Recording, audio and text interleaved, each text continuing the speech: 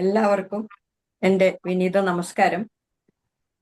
കൃഷ്ണമന്ദയുടെ ലളിതാ സഹസ്രനാമ പഠന ക്ലാസ്സിലേക്ക് എല്ലാ സജ്ജനങ്ങളെയും സ്നേഹപൂർവ്വം സ്വാഗതം ചെയ്യുന്നു.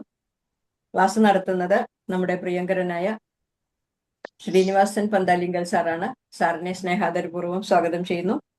കഴിഞ്ഞ ക്ലാസ്സിൽ 176 ശ്ലോകമാണ് തുടങ്ങിയത്. അതിലെ 3 നാമങ്ങളാണ് നമ്മൾ കേട്ടത്. ഇന്ന് തുടർന്ന് കേൾക്കാം. എല്ലാവർക്കും ഒരിക്കൽ കൂടി സ്വാഗതം. ഹരി ഓം സർ. ഹരി ഓം. നമസ്കാരം ടീച്ചർ. എല്ലാവർക്കും നമസ്കാരം. ഓം സദാശിവസമാരംഭാം ശങ്കരാചാര്യമധ്യമാം സ്മദാചാര്യപര്യന്താം വന്ദേ ഗുരുപരമ്പരാം. ഗജാനനം ഭൂതഗണാതിസേവിതം കപിത്തജംബൂഫലസാരഭക്ഷിതം ഉമാസുതം ശോകവിനാശകാരണം നമാമി വിഘ്നേശ്വരപാദപങ്കജം. വെള്ളപ്പളുങ്കുനിറമുത്ത വിദഗ്ധരൂപി കള്ളം കളഞ്ഞു കമലത്തിലെഴുന്ന ശക്തി വെള്ളത്തിലെ തിരകൾ തള്ളിവരും കണക്കെന്നുള്ളത്തിൽ വന്നു വിളയാടുക സരസ്വതീ നീ.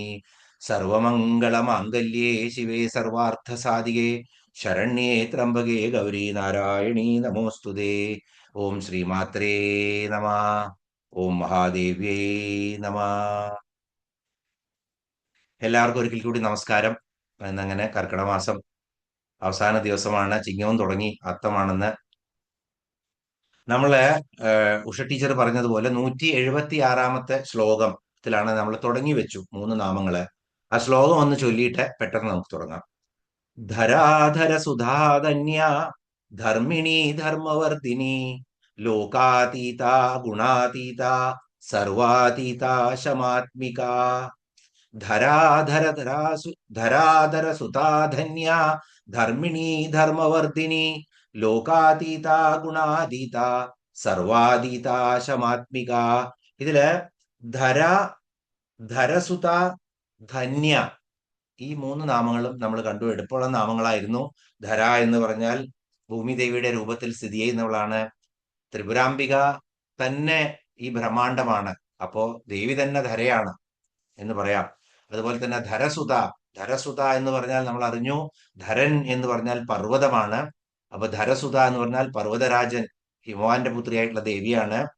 പർവ്വതങ്ങളാണ് ഭൂമിയെ കടലിൽ പോകാതെ താങ്ങി നിർത്തുന്നത്.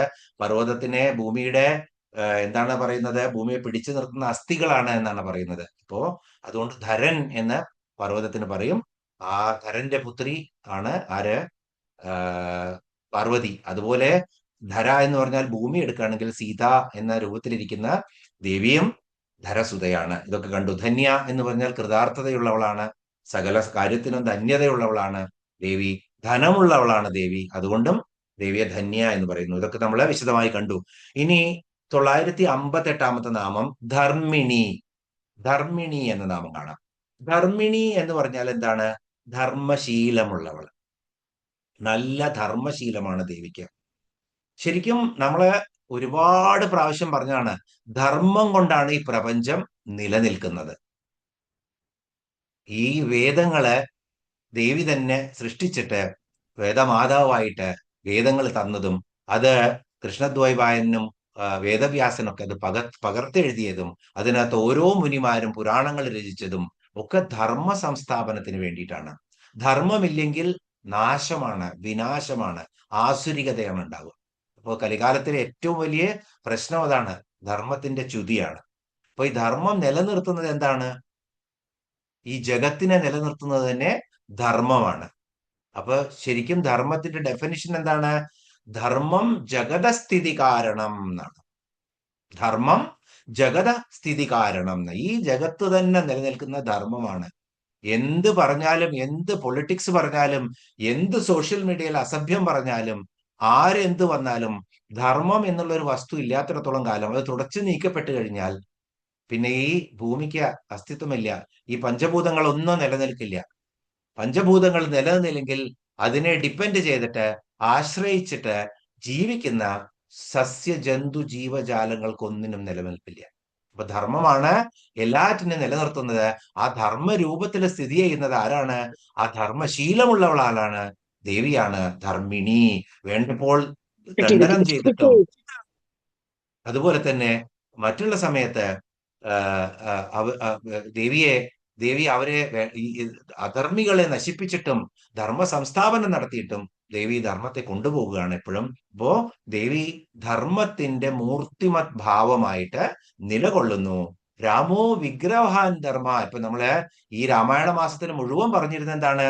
രാമോ വിഗ്രഹവാൻ ധർമ്മ എന്ന് മാരീചനാണ് പറയുന്നത് അത്. അപ്പോ Raman, if there is N embodiment of Dharma, then that is Ram only. Rama മാത്രമേ ഉള്ളൂ. അപ്പൊ ദേവി തന്നെയാണ് ഈ ധർമ്മത്തിന്റെ മുഴുവൻ എംബോഡിമെന്റ് ആയിരിക്കുന്നത്. ദേവി തന്നെയാണ്. മൂർത്തിമത് ഭാവം ദേവി തന്നെയാണ്. ദേവിയാണ് സൃഷ്ടിസ്ഥിതി സംഹാരകാരിണി. ആ ദേവി തന്നെയാണ് ധർമ്മിണി. ധർമ്മം എപ്പോഴും ധർമ്മശീലമുള്ളവളാണ്, ധർമ്മം നിലനിർത്തുന്നവളാണ്. അപ്പോ ശരിക്കും എന്താണ് ചെയ്യുന്നത്? ധർമ്മ സംസ്ഥാപനാർത്ഥായ സംഭവാമി യുഗേ യുഗേ എന്നാണ് ഭഗവാൻ ഭഗവത്ഗീതയിൽ പറഞ്ഞിരിക്കുന്നത്. അത് തന്നെയാണ് ദേവിയും ചെയ്യുന്നത്. ഓരോ അസുരന്മാരെ നിഗ്രഹിച്ചിട്ട് കാലാകാലങ്ങളില് ധർമ്മം സംസ്ഥാപനം ചെയ്യാൻ ദേവി വിഷ്ണുവും ദേവി കൃഷ്ണനും ദേവി രാമനും ഒക്കെ ആയിട്ട് അവതരിക്കുന്നു. അതുകൊണ്ട് ധർമ്മിണി എന്ന നാമം ദേവിക്ക് ഏറ്റവും ഉത്തമമായിട്ടുള്ള നാമമാണ് ധർമ്മിണി. ഇനി ധർമ്മവർദ്ധിനി. ധർമ്മവർദ്ധിനി എന്ന് പറഞ്ഞാൽ എന്താണ്? ധർമ്മം എപ്പോഴാണ് വർദ്ധിക്കുന്നത്? ഭക്തി വർദ്ധിക്കുമ്പോൾ ധർമ്മം വർദ്ധിക്കും. ഭാഗവത ധർമ്മത്തെക്കുറിച്ച് നമ്മൾ പറയുമ്പോൾ ആദ്യം പറഞ്ഞു കൊടുക്കുന്നതൊക്കെയാണ്. അപ്പോ ഭക്തി വർദ്ധിക്കുമ്പോൾ ഉണ്ടാവും ധർമ്മം വർദ്ധിക്കും. ഭക്തിയില്ല, താൻ തോന്നികളായി ജീവിക്കുക, താൻ തോന്നികളായി ജീവിക്കുക. എന്താണോ തോന്നിയത് അത് ചെയ്യുക. മൃഗതൃഷ്ണ എന്ന് പറയും അതിന്. എന്തും തോന്നിയത് ചെയ്യുന്നത് മൃഗങ്ങളാണ്. മൃഗങ്ങൾക്കും ഒരു ഡിസിപ്ലിൻ ഉണ്ട്. കാരണം കാലത്തിനനുസരിച്ചും ദേശത്തിനനുസരിച്ചും സമയത്തിനനുസരിച്ചും ഒക്കെ മൃഗങ്ങള് ഡിസിപ്ലിൻഡ് ആണ്. പക്ഷെ നമ്മൾ അതുമില്ല. അതുകൊണ്ട് സ്വയം തോന്നലുള്ള പ്രകൃതിയാണ് പലപ്പോഴും മൃഗങ്ങളെ പലതിനും തോന്നിക്കുന്നത്. നമ്മളെ പ്രകൃതി അല്ല തോന്നിക്കുന്നത്. വിഷയസുഖങ്ങളാണ് നമ്മളെ താൻ തോന്നികളാക്കുന്നത്. അപ്പോ താൻ തോന്നി എന്നുള്ള ആ ഒരു നിലയിലേക്ക് നമ്മൾ പോയി കഴിഞ്ഞാൽ എന്തുണ്ടാവും? ഭക്തി കുറയും, ഭക്തി ഉണ്ടാവില്ല. ഭക്തി വർദ്ധിക്കുമ്പോൾ ഭക്തിയുടെ കൂടെ കൊടുക്കുന്നതാണ് ധർമ്മം. ഇപ്പോ നമ്മുടെ ബിംബാരാധന ഇല്ലേ നിങ്ങളുടെ അടുത്ത് എന്നൊക്കെ ചോദിക്കും. നിങ്ങൾ വിഗ്രഹം എത്ര ദൈവങ്ങളാണ്, അവർക്കൊക്കെ വിഗ്രഹങ്ങളല്ലേ, പിന്നെ കുറെ ആൾദൈവങ്ങളും. ഇത് പറയുന്നവർക്ക് ഒക്കെ ബിംബങ്ങളുണ്ട്. നമ്മൾ നേരത്തെയും കണ്ടതാണ്. അവരൊക്കെ ആരാധിക്കും. നമ്മൾ ബിംബങ്ങളിലൂടെ പോയിട്ട് ബിംബങ്ങളുടെ പുറകിലുള്ള തത്വം, ബ്രഹ്മതത്വത്തിലേക്ക് എത്തിക്കാനാണ് നമ്മളുടെ ഋഷിമുനിമാർ ശ്രമിച്ചിരുന്നത്. നേരെ തന്നെ ബ്രഹ്മം ബ്രഹ്മം എന്ന് പറഞ്ഞാൽ ആർക്കും ഒന്നും മനസ്സിലാവില്ല. അപ്പോ ഈ ബിംബങ്ങൾ തന്ന് തന്ന് തന്ന് തന്ന് തന്ന് അത് കഴിഞ്ഞ് പ്രതീകങ്ങളായി മാറും. അത് കഴിഞ്ഞത് ശ്രീവിദ്യാ മന്ത്രമായിട്ടുള്ള ഒരു ചക്രമായി മാറും. അതും കഴിഞ്ഞ് അത് കുണ്ടലിനിയായിട്ട് സ്വന്തം ശരീരത്തില് അനുഭവിക്കാൻ പറയും. മൂലാധാരത്തിൽ നിന്ന് സഹസ്രാരത്തിലേക്ക് പോയിട്ട് ദേവിയെ അല്ലെങ്കിൽ ദേവതയെ തന്നെ ശരീരത്തിൽ ആക്കാൻ പറയും. ഇതൊന്നും ഒരു ധർമ്മത്തിലും എവിടെ ബിംബം? അതിനുശേഷമാണ് ബ്രഹ്മജ്ഞാനം കിട്ടുന്നത്. ആ ബ്രഹ്മം ഞാൻ എന്ന അറിവ് വന്നു കഴിഞ്ഞാൽ പിന്നെ രണ്ടില്ല, അവിടെ ഒന്നേ ഉള്ളൂ. ഇത് പറഞ്ഞു കൊടുക്കണം. ബിംബമൊക്കെ വേണം ഞങ്ങൾക്ക്. അക്ഷരമില്ലാതെ ഒരുത്തിന് അക്ഷരാഭ്യാസി ആവാൻ പറ്റില്ല. അതുപോലെ തന്നെയാണിത്. അപ്പോ ധർമ്മം വേണമെങ്കിൽ ഭക്തി വേണം. ഭക്തിയിലൂടെയാണ് ധർമ്മത്തെ പരിപോഷിപ്പിക്കാൻ പറ്റുകയുള്ളൂ. അപ്പൊ ശരിക്കും വാമന പുരാണത്തില് ധർമ്മത്തിന്റെ ലക്ഷണങ്ങൾ പറയുന്നുണ്ട്. എന്തൊക്കെയാണത്? ജിതേന്ദ്രിയത്വം, ശൗച്യം, മാംഗല്യം, ഭക്തി. ഈ 4 ഗുണങ്ങളാണ് ധർമ്മത്തിന്റെ ലക്ഷണങ്ങളായിട്ട് പറയുന്നത്. ജിതേന്ദ്രിയത്വം എന്ന് പറഞ്ഞു കഴിഞ്ഞാൽ നമ്മളെ എപ്പോഴും ഇന്ദ്രിയങ്ങളിൽ മാത്രം വിഷയാസക്തരാകാതെ ധർമ്മ സംസ്ഥാപനത്തിന് വേണ്ടിയിട്ട് മാത്രമുള്ള ഇന്ദ്രിയ സുഖങ്ങൾ അനുഭവിക്കുക. അൺകൺട്രോൾഡ് അല്ല, കൺട്രോൾഡ് സെൻഷ്വൽ പ്ലഷേഴ്സ്. അത് ഭക്ഷണമാണെങ്കിലും അതുപോലെ തന്നെ എന്താണെങ്കിലും അതിനെ കൺട്രോൾഡാക്കി മാറ്റണം. അപ്പോഴാണ് സന്തുലിതാവസ്ഥ നിലനിൽക്കുള്ളൂ. അപ്പോ ജിതേന്ദ്രിയത്വം എന്ന് പറഞ്ഞാൽ അങ്ങോട്ട് യോഗിയായി ത്യാഗിയായി എല്ലാം ഉപേക്ഷിച്ചു പോയി എന്നുള്ള അർത്ഥം. നമ്മളുടെ ഇന്ദ്രിയങ്ങളില് നമുക്ക് കൺട്രോൾ വേണം. അതാണ് ഒന്ന്. അത് കഴിഞ്ഞാൽ ശൗച്യം, വൃത്തി, വെടുപ്പ്, കുളി, ഇതൊക്കെ വേണം. ഇതൊക്കെ വലിയ സന്യാസിയായി കഴിഞ്ഞാൽ ഒന്നും വേണ്ട. ബ്രഹ്മജ്ഞാനം കിട്ടിക്കഴിഞ്ഞാൽ സ്വന്തം തന്നെ എല്ലാ അശുദ്ധികളും മാറിപ്പോയി എന്ന് വരും. പക്ഷെ അതുവരെ ഇതൊക്കെ വേണം.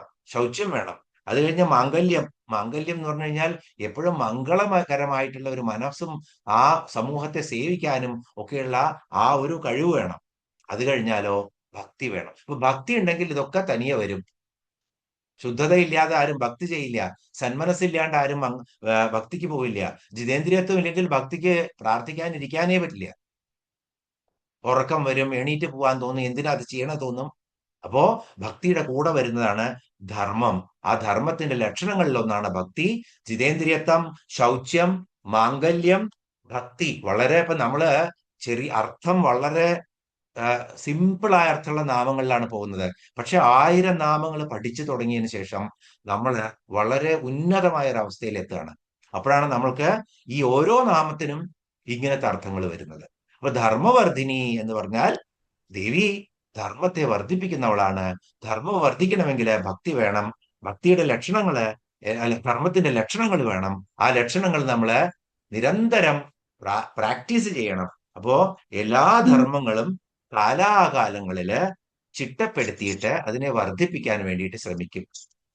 ആ ശ്രമിക്കുന്നവളാണ് ദേവി. അതുകൊണ്ടാണ് ദേവി വേദങ്ങൾ തന്നത് നമുക്ക്. വേദങ്ങൾ ഇല്ലാണ്ടെങ്കിൽ ധർമ്മങ്ങളൊന്നും പ്രചരിപ്പിച്ചിരുന്നില്ല. വേദത്തിലെ വിഷ്ണുവിനെ ഉപാസിക്കൂ, കൃഷ്ണനെ ഉപാസിക്കൂ എന്നല്ല പറയുന്നത്. വേദത്തിൽ പറയുന്ന ധർമ്മമാണ് വേദത്തിന്റെ പാത. അപ്പൊ അത് മനസ്സിലാക്കി എടുത്തു കഴിഞ്ഞാൽ ദേവി എങ്ങനെയാണ് ധർമ്മവർദ്ധിനിയായിരിക്കുന്നത് എന്നറിയാൻ പറ്റും. അതുകൊണ്ട് ദേവിയെ ഓം ധർമ്മവർദ്ധിന്യേ നമ എന്ന് പറഞ്ഞ് നമിക്കുക. അപ്പൊ ധർമ്മിണിയാണ് ദേവി, ധർമ്മവർദ്ധിനിയാണ് ദേവി.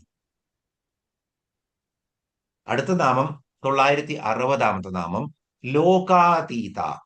ലോകാതീത എളുപ്പമുള്ള നാമം. ലോകങ്ങൾക്കും അതീതയായ. അപ്പൊ ലോകങ്ങൾ നമ്മൾ ശരിക്കും നോക്കുകയാണെങ്കിൽ ഭൂലോകം, വിഷ്ണുലോകം, ബ്രഹ്മലോകം, ഇന്ദ്രലോകം, ഇതൊക്കെയാണ്. ഇതല്ലാണ്ട് അതലം, ഇതലം, സുതലം എന്നുള്ള 6 താഴത്തുള്ള 9 താഴത്തുള്ളതും അത് കഴിഞ്ഞാൽ പിന്നെ അതിന് മുകളിലുള്ളതും ഭൂമിക്ക് മുകളിലുള്ളതും ആ ലോകങ്ങളൊക്കെ നോക്കിയാലും ഇതെല്ലാറ്റിനും അതീതയാണ് ദേവി. ഇതൊന്നും ദേവി സൃഷ്ടിച്ചതാണ് ഇതൊക്കെ. അപ്പൊ ദേവി ഇതിനൊക്കെ മുകളിൽ ഇരിക്കുന്നതാണ്. 14 ലോകങ്ങൾക്കും അതീതയാണ് ദേവി. അപ്പൊ ഇന്ദ്രിയങ്ങളെ കൊണ്ട് അനുഭവിക്കുന്നതാണ് ലോകം. ഇപ്പൊ നമ്മള് സൃഷ്ടിയെ പറ്റി പറഞ്ഞു, ഒരുപാട് വട്ടം പഠിച്ചതാണ്. സൃഷ്ടി എന്ന് പറഞ്ഞാൽ നമുക്ക് കാണാൻ പറ്റുന്ന ഒരു സൃഷ്ടി എന്ന് പറഞ്ഞാൽ ആകാശമേ ഉള്ളൂ, ഈ കാണുന്ന ആകാശം. അപ്പൊ പഞ്ചഭൂതങ്ങൾ വരുന്നത് വരെ നമുക്ക് ഒന്നും കാണാൻ പറ്റില്ല. അപ്പോ ബ്രഹ്മത്തിൽ നിന്ന് മഹത്തത്വം, മഹത്വത്തിൽ നിന്ന് അഹങ്കാരം, അഹങ്കാരത്തിന്റെ 3 ഗുണങ്ങള് സത്വം, രജസ്, തമസ് ഗുണങ്ങള്. അവിടുന്ന് മനസ്സുണ്ടാവുന്നു, മനസ്സിന്ന് പഞ്ചതന്മാത്രകൾ ഉണ്ടാവുന്നു. അത് കഴിഞ്ഞ് അതിന്റെ താഴത്ത് വരുമ്പോഴാണ് പഞ്ചഭൂതങ്ങൾ വരുന്നത്. പഞ്ചഭൂതങ്ങൾ 24 തത്വങ്ങളെ കുറിച്ച് നമ്മൾ പഠിച്ചു കഴിഞ്ഞ ക്ലാസ്സിൽ. അപ്പൊ പഞ്ചഭൂതങ്ങൾ വന്നിട്ട് ആകാശവും കാണാൻ പറ്റില്ല. ആകാശം കഴിഞ്ഞ് എന്നാൽ ശബ്ദത്തിൽ നിന്നാണ് ആകാശം, ശബ്ദം കേൾക്കാൻ പറ്റും നമുക്ക്. അവിടുന്നാണ് നമുക്ക് സൃഷ്ടി അനുഭവിക്കാൻ പറ്റുന്നുള്ളൂ. അപ്പൊ നമ്മളുടെ അനുഭവം എന്ന് പറഞ്ഞാൽ എന്താണ്? ഇന്ദ്രിയങ്ങളെ കൊണ്ട് അനുഭവിക്കാൻ പറ്റുന്നത് മാത്രമേയാണ് നമുക്ക് അറിയാൻ പറ്റുള്ളൂ. ഇന്ദ്രിയങ്ങൾക്ക് അതീതമായിട്ടുള്ളത്, അതീന്ദ്രിയ ജ്ഞാനം യോഗികൾക്ക് മാത്രമേ ഉണ്ടാവുള്ളൂ, നമുക്കുണ്ടാവില്ല. അപ്പോ ലോകം എന്ന് പറഞ്ഞാൽ എന്താണ്? ഇന്ദ്രിയങ്ങളെ കൊണ്ട് അനുഭവിക്കാൻ പറ്റുന്നത്, അതിലാണ് വിഷയമായി മാറുന്നത്. അപ്പൊ ഇന്ദ്രിയങ്ങളിൽ മാത്രം കുടുങ്ങിക്കിടക്കുമ്പോ ലോകം വിഷയമായി മാറും.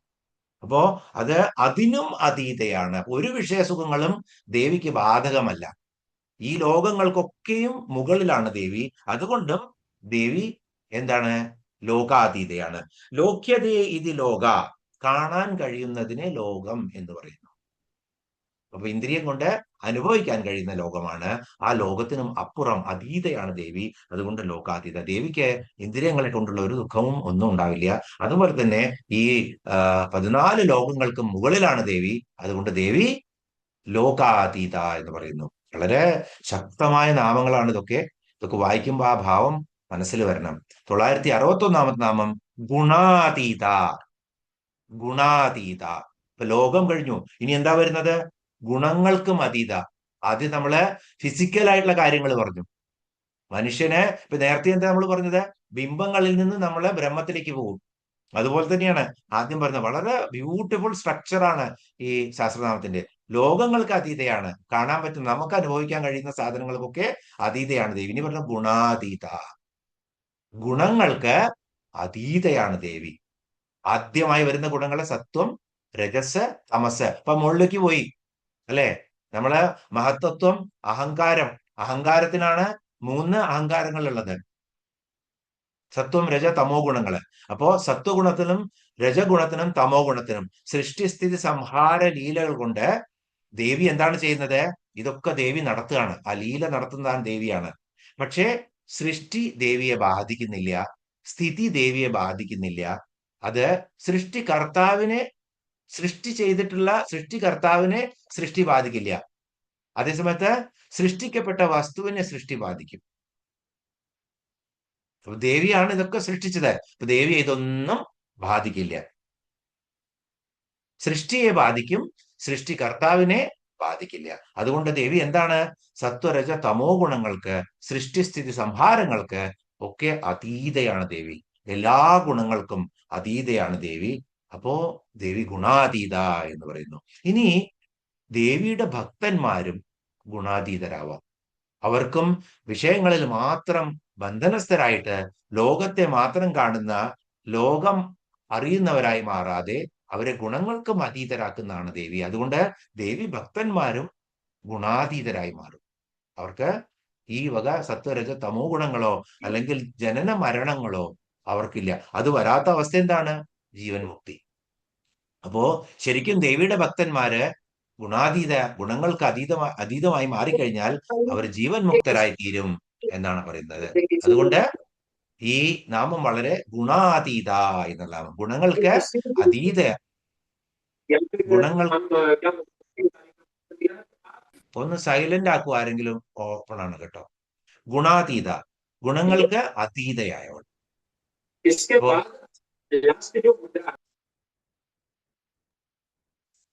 എന്തെല്ലാം ഗുണങ്ങള് ഈ ലോകത്തുണ്ടോ ആ ഗുണങ്ങൾക്കൊക്കെ അപ്പുറത്താണ് ദേവി. അതിലൊക്കെ അതീതയാണ് ദേവി. സർവഗുണം. ഇനിയിപ്പോ ഗുണങ്ങളിൽ നമ്മൾ ഫിസിക്കൽ ക്വാളിറ്റി ആക്കി എടുക്കുകയാണെങ്കിൽ, നൃത്തമാണെങ്കിലും അതുപോലെ തന്നെ വിദ്യയാണെങ്കിലും കലയാണെങ്കിലും ശാസ്ത്രമാണെങ്കിലും അതിനൊക്കെയും അതീതയാണ്.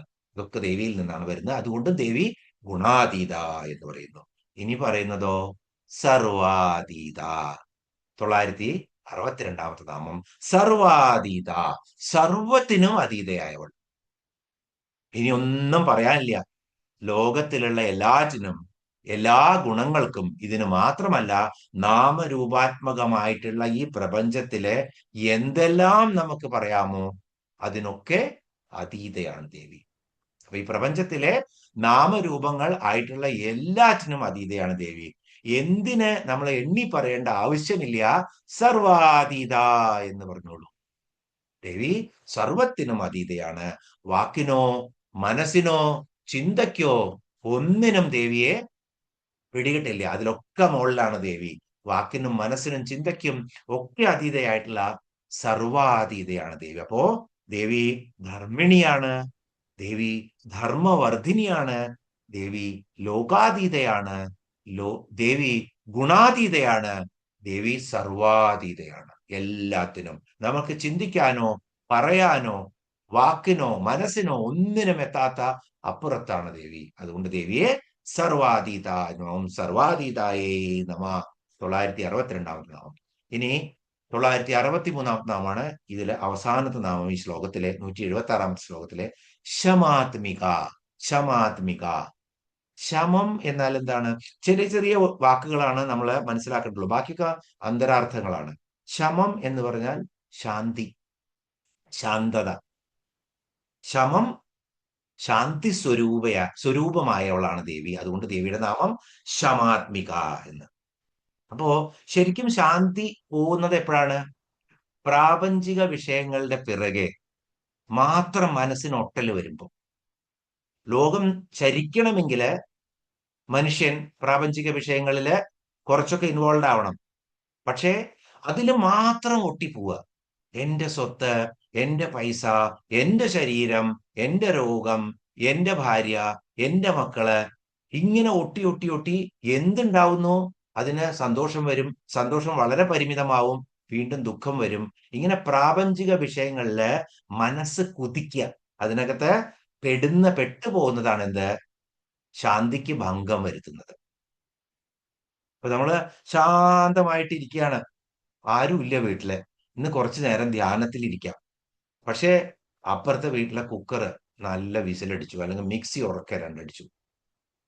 ഉടനടി എന്ത് പറ്റി? നമ്മൾ വിഷയങ്ങളിലേക്ക് മനസ്സ് പോയി, നമുക്ക് പെട്ടെന്ന് മാറും നമ്മളുടെ. അപ്പോ ശരിക്കും എത്ര ചെറിയതാണെങ്കിലും ആ കാര്യങ്ങളെ മാറ്റി നിർത്തിയിട്ട് നമ്മളുടെ ഉള്ളിൽ ഫോക്കസ് ചെയ്ത് നമ്മൾ പഠിക്കുമ്പോൾ നമുക്ക് ശാന്തി പതുക്കെ വരും. അപ്പോ ദേവി ശാന്തമായിരിക്കുന്ന മനസ്സോട് കൂടിയവളാണ്. ദേവിയുടെ കയ്യിലാണ് രാഗദ്വേഷങ്ങളായിട്ടുള്ള പാശങ്ങളുള്ളത്. അപ്പൊ എല്ലാവരും ചോദിക്കും, ദേവി തന്നെയല്ലേ ഇതൊക്കെ തരുന്നത് എന്ന്. ആണ്. കർമ്മത്തിനനുസരിച്ചിട്ടുള്ള ഓരോ ദേഹങ്ങളും നമുക്ക് കിട്ടുന്നത്, അതുപോലെ തന്നെ സ്വഭാവങ്ങളും കിട്ടുന്നത്. പക്ഷെ നമ്മൾ പറഞ്ഞു, മനുഷ്യനായി കഴിഞ്ഞാൽ മാത്രമേയാണ് താന്തോന്നിയാവാനും ഈ ബ്രഹ്മാണ്ടം എന്ന് പറയാൻ പറ്റില്ല, ഈ ലോകത്തിനെ നശിപ്പിക്കാനും ഈ ലോകത്തിനെ വളരെ ഉന്നതിയിലെത്തിക്കാനും കഴിയുന്നത് മനുഷ്യന് മാത്രമേ ഉള്ളൂ. അപ്പൊ അതുപോലെ തന്നെയാണ് ഈ ലോകം. ബ്രഹ്മാണ്ടം തന്നെയാണ്. ബ്രഹ്മം തിന്നാണ് ബ്രഹ്മാണ്ടം, ബ്രഹ്മാണ്ടമാണ് മനുഷ്യ ശരീരം. ഈ ഉപമ നമ്മൾ കണ്ടു. അപ്പോ ശരിക്കും ഈ ബ്രഹ്മാണ്ടത്തിനെ എങ്ങനെ ഉന്നതിയിലേക്ക് എത്തിക്കാൻ പറ്റുമോ, അല്ലെങ്കിൽ ലോകത്തിനെ എങ്ങനെ ഉന്നതിയിലേക്ക് എത്തിക്കാൻ പറ്റുമോ, അതുപോലെ സ്വയവും ഔന്നത്യത്തിലേക്ക് പോവാൻ മനുഷ്യന് പറ്റും. അതുകൊണ്ടാണ് ഈ രാഗദ്വേഷങ്ങളൊക്കെ ദേവിയുടെ കയ്യിലുണ്ടെങ്കിലും ദേവി അതിനെയൊന്നും നമുക്ക് തരില്ല. നമ്മൾ ദേവിയെ ഭജിച്ച് ഈ വിഷയസുഖങ്ങളിൽ മാത്രം, ഇങ്ങനെ പ്രാപഞ്ചിക വിഷയങ്ങളില് വളരെയധികം ഒട്ടലോടുകൂടി ഇരിക്കാതെ ഇരുന്നു കഴിഞ്ഞാൽ ഒരുപാട് സമാധാനം കിട്ടും നമുക്ക്. അപ്പോ അത് തന്നെയാണ്, ആ സമാധാനമാണ് ദേവിയുടെ ആത്മഭാവം, സ്ഥായിയായ ഭാവം. ദേവി യുദ്ധത്തിന് പോയാലും വേണ്ടില്ല, അട്ടഹസിച്ച് നിൽക്കുന്ന അസുരനെ കൊന്നാലും വേണ്ടില്ല, ശാന്തിയായിട്ട് ദേവി തപസ് ചെയ്താലും വേണ്ടില്ല, എന്ത് ചെയ്താലും ദേവിയുടെ സ്ഥായിയായ ഭാവം ശാന്തിയാണ്. ആ ഭാവം തന്നെ ദേവിയാണ്. അതുകൊണ്ട് ദേവിയെ ശമാത്മിക എന്ന് പറയുന്നു. ശമം ആത്മസ്വരൂപമായിട്ടുള്ളവളാണ് ദേവി. ശാന്തി ആത്മസ്വരൂപമാണ്. അപ്പൊ ശരിക്കും ചലനാത്മകമാണ് ഈ വിശ്വം. ചലനാത്മകമായിട്ടുള്ള വിശ്വം ശരിക്കും എന്താണ്? ദേവിയിൽ ലയിക്കുമ്പോൾ എന്താണ്? അവികാരിയാവും. ചലനാത്മകം എന്ന് പറഞ്ഞാൽ വികാരങ്ങളെ കൊണ്ടാണ് ചലനം. ഒരു കടലില് വലിയ കാറ്റടിക്കുമ്പോഴാണ് തിരകൾ വരുന്നത്, അല്ലെങ്കിൽ അത് ശാന്തമായിരിക്കും. അപ്പൊ അവിടെ കാറ്റാണ് വികാരങ്ങള്. നമുക്ക് ശീതവും ഉഷ്ണവും അതുപോലെ തന്നെ സുഖവും ദുഃഖവും എല്ലാം ഇന്ദ്രിയങ്ങളെ കൊണ്ട് എന്തൊക്കെ അനുഭവിക്കാൻ പറ്റുമോ അതൊക്കെ വികാരങ്ങൾ ഉളവാക്കും നമ്മളിൽ.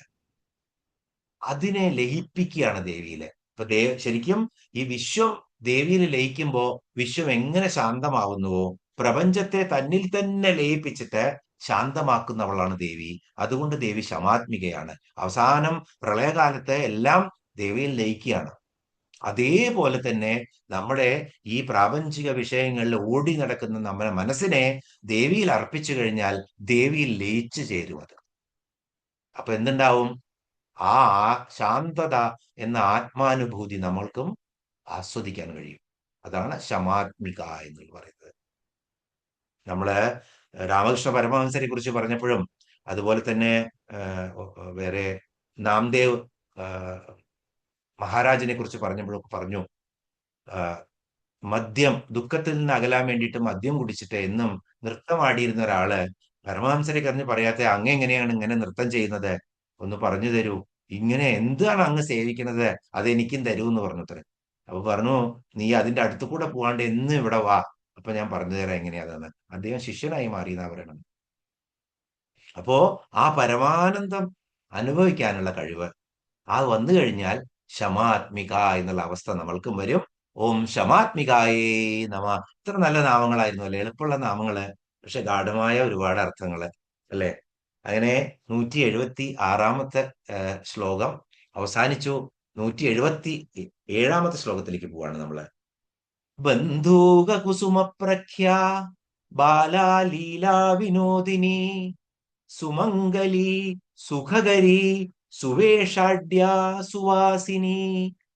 ബന്ധൂക കുസുമപ്രഖ്യാ ബാലാ ലീലാ വിനോദിനി സുമംഗലി സുഖകരി സുവേഷാഢ്യാ സുവാസിനി. ഇപ്പോ ഇവിടെ ദേവിയുടെ എത്ര നാമങ്ങളാണ് പറയുന്നത്? 964 മുതൽ 970 വരെയുള്ള 7 നാമങ്ങളാണ്. ഈ നാമങ്ങളൊക്കെ ഒന്നാമത് എളുപ്പമാണ്. ഒന്നെങ്കിൽ ബിംബാത്മകമായിട്ടുള്ള അർത്ഥങ്ങളാണ്, അല്ലെങ്കിൽ നമ്മളെ ശാസ്ത്രനാമത്തിനെ ഓർമ്മിപ്പിക്കുന്ന നാമങ്ങളാണ്. അപ്പൊ നമുക്ക് ഓരോ നാമങ്ങളായിട്ട് നോക്കാം. ബന്ധൂക കുസുമ പ്രഖ്യ. അപ്പോ ഇത്രയും ഈ സഹസ്രനാമം പഠിച്ചു കഴിഞ്ഞാൽ ധാരാളം നമുക്ക് അറിയുന്നതാണ്. ബന്ധൂക കുസുമം, ബന്ധൂക പ്രഖ്യ എന്നുള്ള അർത്ഥം, ആ വാക്കിന്റെ അർത്ഥം മാത്രമേ അവിടെ നമുക്ക് മനസ്സിലാക്കേണ്ടുള്ളൂ. പ്രകർഷേണ ഖ്യാതിയോടുകൂടിയവൾ. ഖ്യാതി എന്ന് പറഞ്ഞവിടെ കാന്തി, ശോഭ എന്നൊക്കെ അർത്ഥമെടുത്താൽ മതി. അപ്പോ പ്രഖ്യ, പ്രകർഷേണ ഖ്യാതിയോടുകൂടിയവൾ, പ്രകർഷേണ കാന്തിയോടുകൂടിയവൾ. എന്താണ്? കുസുമത്തിന്റെ കാന്തിയോടുകൂടിയവൾ. അപ്പൊ ഏത് കുസുമാദേവി? അരുണവർണ്ണയാണ് ദേവി. ബന്ധൂക കുസുമം എന്ന് പറഞ്ഞാൽ ഉച്ചമലരി, ഉഷമലരി എന്ന് പറയുന്ന പോലെ ഉച്ചമലരി എന്ന് പറഞ്ഞ തുടുത്തിട്ടുള്ള ഒരു പൂവുണ്ട്. ഉച്ചമലരി അല്ലെങ്കിൽ അമ്പരത്തി എന്നൊക്കെ പറയും ഇതിന്, മലയാളത്തിൽ പറയും. ചെമ്പരത്തി പൂവ് പോലെ തന്നെ ചുവന്നൊരു പുഷ്പമാണ് എന്ന് ഓർത്താൽ മതി. നമ്മുടെ അവിടെയൊന്നും ഉച്ചമലരിയും അമ്പരത്തിയും ഒന്നും എനിക്ക് വളരെ പരിചയമില്ല. വേറെ എന്തെങ്കിലും പേരാവും അതിന് പറയുന്നത്. പക്ഷെ ബന്ധുക കുസുമം എന്ന് പറഞ്ഞാൽ ചെമ്പരത്തി പൂവാണ് എന്ന് ഓർത്താൽ മതി. നമ്മൾ ആ വർണ്ണം തന്നെയാണ്. കാരണം ദേവിയുടെ ധ്യാന ശ്ലോകങ്ങൾ എങ്ങനെയാണ്? സിന്ദൂരാരുണ വിഗ്രഹാം അരുണാം കരുണാതരംഗിതാക്ഷിം. ഇനി നാമങ്ങൾ വരുമ്പോഴോ നിജാരുണ പ്രഭാപൂരമജ്ജത് ബ്രഹ്മാണ്ഡ മണ്ഡല. അതോ ജപാകുസുമ ഭാസുരാം ജപവിധൗ സ്മരേതംബികാം. ജപാകുസുമം ചെമ്പരത്തി വന്നു. പാടലീ കുസുമപ്രിയ എന്ന് വെച്ച് കഴിഞ്ഞാൽ വെളുപ്പും ചുവപ്പും കലർന്നിട്ടുള്ള പാടല വർണ്ണമുള്ള കുസുമം. അരുണാരുണ കൗസുംഭവസ്ത്രഭാസ്വക്കടീതടി. ദേവിയുടെ സ്ഥൂലവർണ്ണന, ശരീരവർണ്ണന ചെയ്തപ്പോ അരുണാരുണ കൗസുംഭ വസ്ത്രഭാസ്വക്കടീതടി. ഒറ്റ നാമമായിരുന്നു. അരുണാരുണ കൗസുംഭ വസ്ത്രം, ആ ചുവന്നായിട്ടുള്ള ആ കൗസുംഭ വസ്ത്രത്താൽ, കൗസുംഭ പൂ എന്ന് പറഞ്ഞു കഴിഞ്ഞാൽ ചെമ്പരത്തി പൂ തന്നെയാണ്. ദാഡിമീ കുസുമപ്രിയ. ദാടം നമ്മുടെ ഇവിടുത്തെ എന്താണ് പറയാ, നീർമാതളത്തിന്റെ ചുവന്ന പുഷ്പം പോലെ. ജപാ പുഷ്പ നിഭാകൃതി, ഒക്കെ ദേവിയുടെ നാമങ്ങളാണ്. എല്ലായിടത്തും ഈ ചെമ്പരത്തിയോ ചെമ്പരത്തിയുടെ പോലത്തെ കളറുകൾ വരും. അതല്ലാത്ത ഒന്ന് രണ്ട് സ്ഥലത്തൊക്കെ മന്ദാര കുസുമപ്രിയ. ഇത് പ്രിയയാണ്. മന്ദാര കുസുമത്തിന് ദേവിക്ക് പ്രീതി ഉണ്ടെന്നേ ഉള്ളൂ. ദേവിയുടെ ശരീരത്തെ വർണ്ണിക്കുന്നത് മുഴുവൻ ഇങ്ങനത്തെ പുഷ്പങ്ങളെ കൊണ്ടാണ്. നമുക്ക് ഓർമ്മ വരണം ഈ ബന്ധൂക കുസുമപ്രഖ്യ ബാലാലീല വിനോദിനി എന്ന് പറയുമ്പോൾ. ഇപ്പൊ നമ്മള് ഒരു 8-10 പേര് കഷ്ടി 30 ദിവസം നമ്മളെ എന്നും ലളിതാ സഹസ്രനാമം ചൊല്ലി, അതുപോലെ തന്നെ നാമ അർച്ചനയും ചെയ്തിരുന്നു. അപ്പോ വീണ്ടും വീണ്ടും നമ്മൾ പരിചയപ്പെടുകയാണ് ഈ നാമങ്ങളൊക്കെ. ഇതിങ്ങനെ ആവർത്തിച്ച് നമുക്കത് സെറ്റായി മാറും നമ്മുടെ മനസ്സിൽ. അപ്പൊ വീണ്ടും നമ്മൾ തുടങ്ങും നാളെ മുതല് വൈകുന്നേരത്ത്. അപ്പൊ നമുക്ക് വളരെ ഭംഗിയായിട്ട് എല്ലാവരും ചേരുക അതിനകത്ത്. ഇനി യാത്രയ്ക്ക് പോകുന്നവർ മാത്രമേ വരുന്നില്ല. കാരണം നമ്മുടെ ഗ്രൂപ്പിലെ ലളിതാ സഹസ്രനാമ ഗ്രൂപ്പിൽ ലിങ്ക് ഇടാറുണ്ട്. അതുകൊണ്ട് എല്ലാവരും സമയം ഇടുമ്പോൾ ആ സമയത്തിനനുസരിച്ച് വന്ന് എല്ലാവരും പങ്കെടുക്കുക. അപ്പോൾ വീണ്ടും നമ്മൾ ദേവിയോട് അടുത്തുകൊണ്ടിരിക്കും. അപ്പോ ബന്ധൂക കുസുമപ്രഖ്യ, ചുവന്ന ഉച്ചമലരിപ്പൂക്കളെ പോലെ, അല്ലെങ്കിൽ ചുവന്ന ഈ ചെമ്പരത്തിപ്പൂവിനെ പോലെ പ്രഭയോടുകൂടിയവൾ. ദേവിയുടെ സ്ഥൂല ശരീരവർണ്ണനയാണ് ഇവിടെ. പ്രഖ്യ എന്ന് പറഞ്ഞാൽ പ്രകർഷേണ കാന്തിയോടുകൂടിയവൾ, ഖ്യാതിയോടുകൂടിയവൾ. ബന്ധൂക കുസുമപ്രഖ്യ. കൂടുതൽ പറയേണ്ട ആവശ്യമില്ലേ. 965 നാമം ബാല. ഇതും കേട്ടതാണ്, പലപ്പോഴും പറഞ്ഞതുമാണ്. ബാല എന്ന് പറഞ്ഞാൽ ദേവിയുടെ പുത്രി സ്വരൂപമായിട്ടുള്ള ദേവിയാണ്. ദേവി തന്നെയാണ്. അതൊക്കെ മിനിയേച്ചറാണ്. നമ്മളൊക്കെയും ദേവിയല്ലേ? നമ്മളും മിനിയേച്ചറാണ്. നമുക്ക് മനസ്സിലാക്കാൻ പറ്റുന്നില്ല. നമ്മുടെ ഒരു കോശത്തുനിന്ന് നമ്മളെ റെപ്ലിക്കേറ്റ് ചെയ്യാൻ പറ്റും, ക്ലോണിങ്. അതുപോലെ തന്നെയാണ് ആ ബ്രഹ്മത്തിന്ന് നമ്മളെ റെപ്ലിക്കേറ്റ് ചെയ്തതുപോലെ. അപ്പോ ദേവിയുടെ റെപ്ലിക്കയാണ് ബാല. നിത്യവും 9 വയസ്സുള്ള കന്യകയായിരിക്കുന്ന ബാല. എവിടെയാ കണ്ടത്? ഭണ്ഡാസുരവധോദ്യുക്ത ബാലാവിക്രമനന്ദിത. ഭണ്ഡാസുരനെ കൊല്ലാൻ വേണ്ടിയിട്ട് വന്നത് ആരായിരുന്നു? ആ സൈന്യത്തിനെ കൊല്ലാൻ വേണ്ടി വന്നത് ബാല എന്ന് പറയുന്ന ദേവി സ്വരൂപമായിരുന്നു. 9 വയസ്സുള്ള. അത് കണ്ടിട്ട് ആനന്ദിക്കുക ചെയ്യുന്ന ദേവി നന്ദിത. 9 വയസ്സുള്ള കുട്ടിയെ യുദ്ധത്തിന് അയക്കുകയാണ്. സ്വയമാണ് ദേവി. അപ്പോ ഭണ്ഡാസുര വധോദ്യുക്ത ബാലാവിക്രമ നന്ദിത. ഭണ്ഡപുത്ര വധോദ്യുക്ത. തെറ്റിയിട്ടോ? ഞാൻ ചൊല്ലിയ ശ്ലോകം ഒന്ന് തെറ്റി, ക്ഷമിക്കാൻ ചോദിക്കുന്നു. ഭണ്ഡപുത്ര വധോദ്യുക്ത ബാലാവിക്രമ നന്ദിത.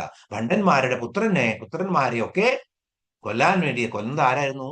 ദേവിയുടെ ബാലാസ്വരൂപമായിരുന്നു. ഇനി കന്യാകുമാരിയിലെ അധിഷ്ഠാന ദേവത ഈ ബാലാസ്വരൂപിണിയായ ദേവിയാണ് എന്നാണ് പറയുന്നത്. 9 വയസ്സുള്ള കന്യകയായിട്ട് വെളുത്ത താമരപ്പൂവിലിരുന്ന് 4 കൈകള്, അഭയഹസ്തവും അഭയവരദ ഹസ്തങ്ങളായിട്ടുള്ള 2 കൈകളും, അതുപോലെ ജപമാലയും ഗ്രന്ഥവും ഓരോ കയ്യിലും പിടിച്ചിട്ടുള്ള ആ വെളുത്ത താമരപ്പൂവിലിരിക്കുന്ന 9 വയസ്സുകാരിയായിട്ടുള്ള കന്യാകുമാരി, കന്യകയാണ് കന്യാകുമാരി എന്ന് പറയുന്ന കന്യകയായിട്ടുള്ള ഇനി ശ്രീവിദ്യോപാസകര് ആദ്യം ശ്രീവിദ്യാ മന്ത്രം പഠിക്കുമ്പോൾ അവർക്ക് ഉപദേശിച്ചു കൊടുക്കുന്ന മന്ത്രദീക്ഷയിലെ ആദ്യത്തെ മന്ത്രമാണ്. ആദ്യം ഷോഡശാക്ഷരി മന്ത്രം കൊടുക്കില്ല, പഞ്ചദശാക്ഷരിയും ഷോഡശാക്ഷരി ഒന്നും കൊടുക്കില്ല, താങ്ങാൻ പറ്റില്ല അവർക്ക്. അപ്പൊ ആദ്യം കൊടുക്കുന്നത് 3 അക്ഷരമുള്ള ബാലാമന്ത്രമാണ്. അതൊക്കെ നമ്മൾ കണ്ടതാണ്. ഇപ്പൊ ബാല എന്ന് പറഞ്ഞാൽ ബാലാമന്ത്രം 9 വയസ്സുള്ള ദേവിയുടെ കന്യകയായിട്ടുള്ള സ്വരൂപമാണ്, ദേവിയുടെ പുത്രിയാണ് ബാല എന്ന് പറയുന്നത്.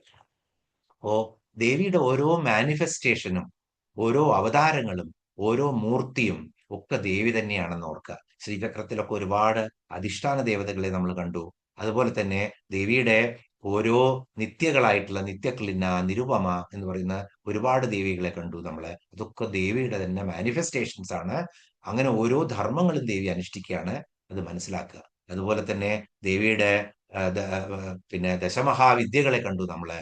അതുപോലെ തന്നെ നവരാത്രിയിലത്തെ ദേവിയുടെ നവരൂപങ്ങളെ കണ്ടു നമ്മള്. ഇതൊക്കെ ദേവി തന്നെയാണ് എന്ന് മനസ്സിലാക്കുക. ഇനി 966 നാമം ലീലാവിനോദിനി. ലീലാവിനോദിനി ഒരു നാമമാണ്, ലീലാവിനോദിനി. തന്റെ ലീലകളിൽ വിനോദിക്കുന്നവള്. നമ്മൾ കണ്ടതാണ് ദേവിയുടെ ധാരാളം ലീലകൾ കണ്ടു. സ്ഥായിയായ ഭാവം എന്താണ് ദേവിയുടെ? ആനന്ദമാണ്. ഖണ്ഡപുത്രവധോദ്യുക്തവാല വിക്രമനന്ദിത. അത് കഴിഞ്ഞ എന്ത് കണ്ടാലും ദേവിക്ക് ആനന്ദമാണ്. ആനന്ദത്താണ് ദേവിയുടെ ശരിക്കും മൂർത്തിമത് ഭാവം, സ്ഥായിയായ ഭാവം. ശാന്തി ആനന്ദത്തിൽ നിന്നാണ് ഉണ്ടാവുന്നത്.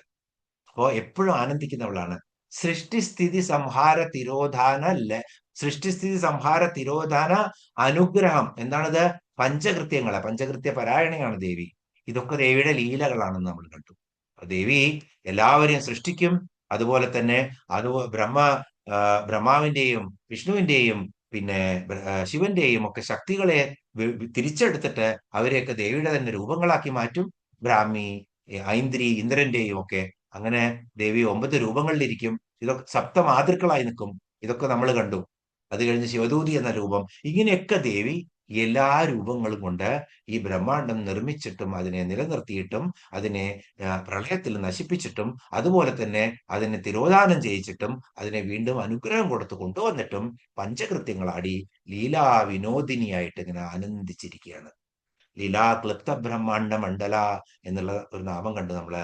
ഉന്മേഷ നിമിഷോൽപ്പന്ന വിപന്ന ഭുവനാവലി എന്നുള്ള നാമം കണ്ടു. ദേവിയുടെ ഉന്മേഷവും നിമിഷവും അത് രണ്ടുമാണ് ഈ സൃഷ്ടി നടത്തുന്നത്. ഭാഗവതം ഉള്ളവർക്ക് നിമിഷം നിമിയെ കുറിച്ചും നിമിയുടെ ശ്രേഷ്ഠതയെക്കുറിച്ചും നിമി വംശത്തിൽ പറഞ്ഞിട്ടുള്ള ദശരഥനെ കുറിച്ചും ഒക്കെ ധാരാളം അറിയാം. അതുകൊണ്ട് ജനകനെ കുറിച്ച്, ദശരഥനല്ല ജനകനെ കുറിച്ചും ഒക്കെ ധാരാളം അറിയാം. ഉന്മേഷ നിമിഷോൽപ്പന്ന വിപന്ന ഭുവനാവലി. ഇങ്ങനെ കണ്ണ് ചിമ്മുന്നതും തുറക്കുന്നതും പോലെയാണ് ഉൽപ്പന്നവും വിപന്നവും ചെയ്യുന്നത്, നശിപ്പിക്കുന്നതും ഉണ്ടാക്കുന്നതും. എന്തിനെ? ഭുവനാവലി, ഈ ബ്രഹ്മാണ്ടത്തെ ദേവി. ഇതൊക്കെ നമ്മൾ കണ്ടതാണ്. ഇതൊക്കെ ലീലയാണ് ദേവിയുടെ. ലീലാ വിനോദിന്യേ നമ. ഇനി 967 നാമം സുമംഗലി.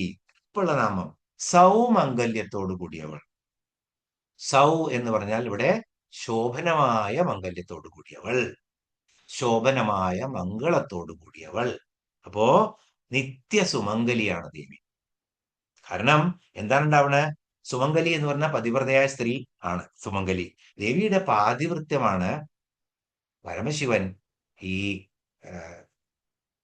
കാളകൂട വിഷം, പാലാഴി മഥന സമയത്ത് കാളകൂട വിഷം വന്നപ്പോ, അത് പൊങ്ങി വന്നപ്പോ അത് ഭക്ഷിച്ചത്. എന്നിട്ടും ഒന്നും സംഭവിക്കാതിരുന്നത് എന്തുകൊണ്ടാണ്? ദേവിയുടെ പാതിവൃത്യം കൊണ്ടാണ് ആണ് പറയുന്നത്. അപ്പോ ശ്രീ എന്ന് പറഞ്ഞു കഴിഞ്ഞാൽ ലക്ഷ്മിയാണ്, സാക്ഷാൽ ദേവി തന്നെയാണ്. പക്ഷെ ശ്രീകണ്ഠനായി മാറി. ശ്രീ വിഷം പോലും ശ്രീ എന്നുള്ള പേരായി മാറി വിഷത്തിന്. അപ്പൊ ശ്രീകണ്ഠനായി മാറിയത്. അതുപോലെ പ്രളയകാലത്ത് നമ്മളൊരു മഹേശ്വര മഹാകൽപ്പ മഹാതാണ്ഡവ സാക്ഷിണി എന്നുള്ള നാമം കണ്ടു. എല്ലാം ഞാൻ പറഞ്ഞില്ലേ, നമ്മൾ പഴയ നാമങ്ങളൊക്കെ ഓർത്തുകൊണ്ടിരിക്കുകയാണ്. ഇനി മഹേശ്വര മഹാകൽപ്പ മഹാതാണ്ഡവ സാക്ഷിണി.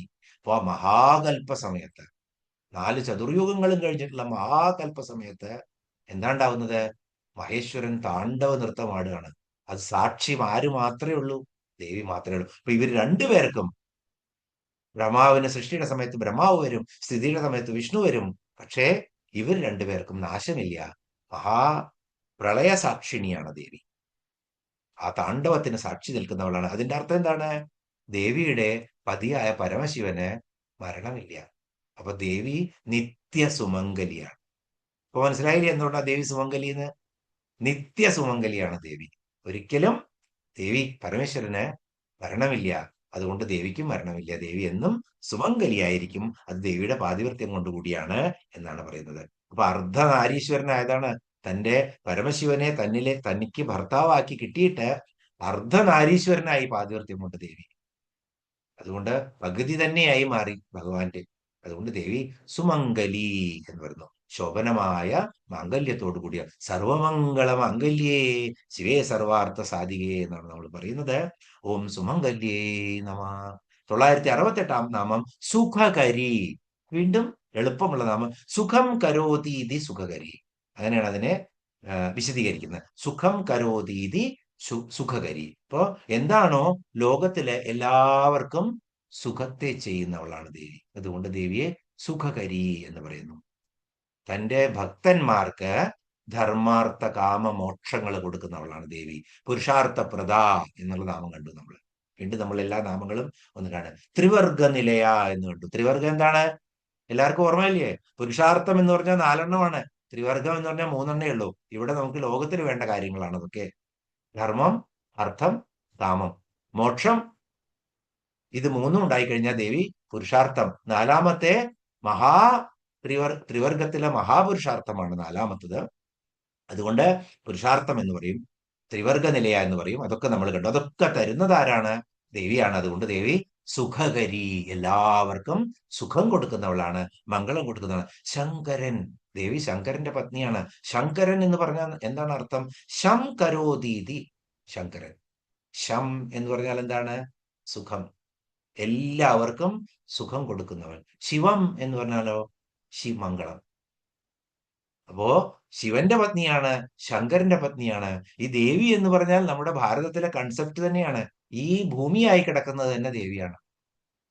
അപ്പോ ശങ്കരന്റെ പത്നിയാണ്. ശങ്കരൻ എന്ന് പറഞ്ഞാൽ എല്ലാവർക്കും സുഖത്തെ കൊടുക്കുന്നവനാണ്. ഭർത്താവും സുഖത്തെ കൊടുക്കും, ഭാര്യയും സുഖത്തെ കൊടുക്കും. സുഖം കരോതീതി സുഖകരി. ദേവി എല്ലാവർക്കും സുഖം കൊടുക്കാൻ she is bound to give pleasure to everybody. അതാണ് നല്ല സുഖം. അതെന്താണ്? ആ സുഖം എന്താണ് എന്നുള്ളത് നമ്മള് നേരത്തെ വിഷയങ്ങൾക്ക് അതീതമായിട്ടുള്ള സുഖമാണ്. അപ്പോ അത് കൊടുക്കുന്നവളാണ് ദേവി. 969 സുവേഷാഢ്യ. സുവേഷാഢ്യ വാക്ക് പറയുന്ന പോലെ സുഷുവായിട്ടുള്ള വേഷങ്ങളാൽ ആഢ്യയായവൾ. സുഷു എന്ന് പറഞ്ഞാൽ ശ്രേഷ്ഠം. ശ്രേഷ്ഠമായിട്ടുള്ള വേഷം കൊണ്ട് ആഢ്യയായവൾ സുവേഷാഢ്യ. അപ്പോ നല്ല വേഷങ്ങളെ കൊണ്ട് ആഢ്യയായവളാണ് ദേവി. എന്തുകൊണ്ടാണ്? ശോഭനമായ വസ്ത്രങ്ങൾ ധരിക്കും ദേവി, ആഭരണങ്ങൾ ധരിക്കും ദേവി, അംഗരാഗം ധരിക്കും ദേവി. ഇതൊക്കെ അണിഞ്ഞിട്ട് ഇങ്ങനെ ഭംഗിയില് ഇരിക്കും ദേവി. പരമശിവന്റെ കാമേശ്വരാംഗസ്ഥയായിട്ട് ദേവി ഇരിക്കുന്ന സമയത്ത് എന്തൊരു ഭംഗിയിലാണ് ദേവി ഇരിക്കുന്നത്. ശരിക്കും പതിവ്രതയായിട്ട് തന്റെ ഭർത്താവിനെ അങ്ങനെ സന്തോഷിപ്പിക്കുന്ന ആ രൂപത്തിലാണ് എപ്പോഴും ഇരിക്കുക. ഐശ്വര്യത്തിന് വൃത്തിയായിട്ട് ഇരിക്കുക എന്നുള്ളത് ഐശ്വര്യത്തിന്റെ ലക്ഷണമാണ്. നമ്മൾ കണ്ടു കഴിഞ്ഞാൽ വളരെ ഐശ്വര്യം തോന്നും. ഉഷ ടീച്ചറൊക്കെ ഇരിക്കുന്നത് പോലെ ഇരിക്കുക എന്ന് പറഞ്ഞു കഴിഞ്ഞാൽ അതൊരു ഐശ്വര്യമാണ് ആകമൊത്തം. അപ്പൊ അതിന് തയ്യാറായിരിക്കണം. അപ്പൊ നമ്മൾ എന്ത് ചെയ്യുമ്പോഴും, ഇപ്പോ ഭാഗവതം വായിക്കുമ്പോഴും രാമായണം വായിക്കുമ്പോഴും ഒക്കെ മൈക്ക് ഓൺ ചെയ്തെങ്കിലും നമ്മള് വളരെ വൃത്തിയോട് കൂടിയിട്ട് ഇരുന്ന് കഴിഞ്ഞാൽ സുവേഷാഢ്യ എന്നാണ്.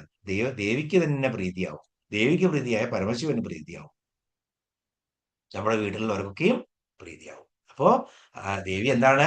സുവേഷാഢ്യ എന്നാണ്. ദേവിയുടെ വർണ്ണന ശരിക്കും ശ്ലോകങ്ങളിലും നാമങ്ങളിലും ഇങ്ങനെ വേഷഭൂഷകള് ഒക്കെ എത്ര മനോഹരമായിട്ട് നമ്മൾ കണ്ടതാണ് ദേവിയുടെ ഈ വർണ്ണന. ദേവിയുടെ ഈ 1000 നാമങ്ങളില് ഇടയ്ക്കിടയ്ക്ക് ദേവിയുടെ സ്ഥൂലരൂപ വർണ്ണന വരും, നമ്മളെ അങ്ങോട്ട് കൊണ്ടുപോകാൻ വേണ്ടിയിട്ട് ദേവിയുടെ രൂപത്തിലേക്ക്.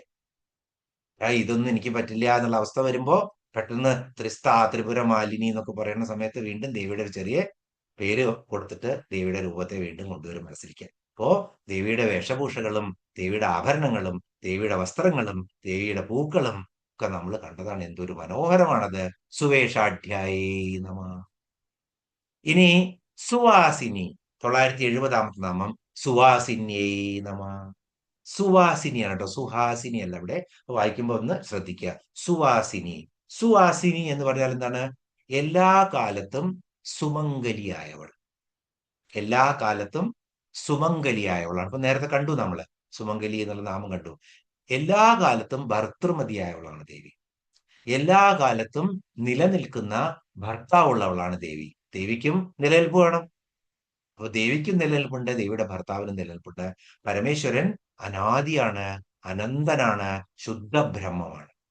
ആ പരശിവനിൽ നിന്നാണ് ദേവി എന്ന ശക്തി കൂടുമ്പോ പരശിവൻ പലതായി മാറിയിട്ട് ബ്രഹ്മാണ്ടമായി മാറുന്നത്, അല്ലെങ്കിൽ 24 തത്വങ്ങളായി മാറുന്നത്. അപ്പോ അനാദിയാണ് ശിവൻ, അനന്തനാണ് ശിവൻ, ശുദ്ധ ബ്രഹ്മമാണ് ശിവൻ, നിത്യസുമംഗലിയാണ് ദേവി.